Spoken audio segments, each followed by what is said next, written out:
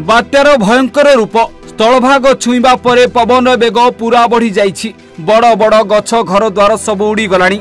राति अंधार भितरे बात्या मंथार भयंकर रूप 12 घंटा जाए चलिबो ही लैंडफॉल प्रक्रिया। हाँ आज्ञा कुहा जाइछि वर्तमान आरंभ हो जाइछि लैंडफॉल प्रक्रिया। ए भितरे जना पड़िछि 4 रु 5 घंटा पर्यंत पूरा घांटी दब एमिति चलिबो लैंडफॉल प्रक्रिया। आंध्र प्रदेश काकीनाडा अनुभूत हेलानी बात्या मंथार भयंकर प्रभाव।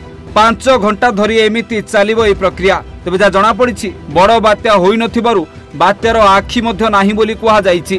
तेबे घंटा प्रति 5 किलोमीटर बेगरे एमिति स्थलभाग अतिक्रम करुछि बात्या मंथा। तेबे आंध्र प्रदेश काकीनाडार कोना सीमारे स्थलभाग अतिक्रम करुछि। आ जहा परे देखिबाकू मिलिछि भयंकर दृश्य।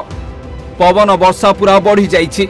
हठात देखिबाकू मिलिछि किछि गछ मध्य भांगी तळे पड़ी गलानी। तेबे कुहा जाउछि समय बढ़िबा सहित एही विपद आहुरी बढ़ी जिवो। तेबे राति 12टा पर्यंत एही प्रक्रिया चालू रहिबो। एमिति लैंडफॉल प्रक्रिया लगातार भावे चलिथिबो। से भितर आहुरी किछि भयंकर दृश्य मध्य सामना को आसी पारे जाहाकु नै समस्ते सतर्क रहिछन्ति। एमिति कि काकीनाडार स्थानीय प्रशासन मध्य जगी रहितला ए बात्या आसिला परे ताकू केमिति मुकाबिला करिबो।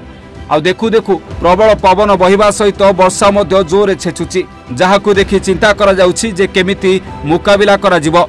तेबे कुहा जाइछि आगरु मध्य काकीनाडा अंचल रे बहु लोक को आगुआ सुरक्षित स्थान को निया जाइथला जेमिति कि ए बात्या प्रभाव रे अधिक जेमिति क्षयक्षति न हेबो। आ देखिबाकू मिलिछि ए बात्या जेमिति आकलन करा जाउथला सेमिति भयंकर रूप नै पहुंचिछि। आ एबे लैंडफॉल प्रक्रिया मध्य आरंभ होई जाइछि। तेबे देखिबाकू बाकी रहिला जे अनुमान करा जाइथिबा 4-5 घंटा पर्यंत जेमिति ए प्रक्रिया चालू रहिबो प्रकृति रे सेतिकी समय चालू रहुछि ना ता पूर्वरु एही बात्या शेष होई जाउछि। Bureau report Odisha Bhaskar.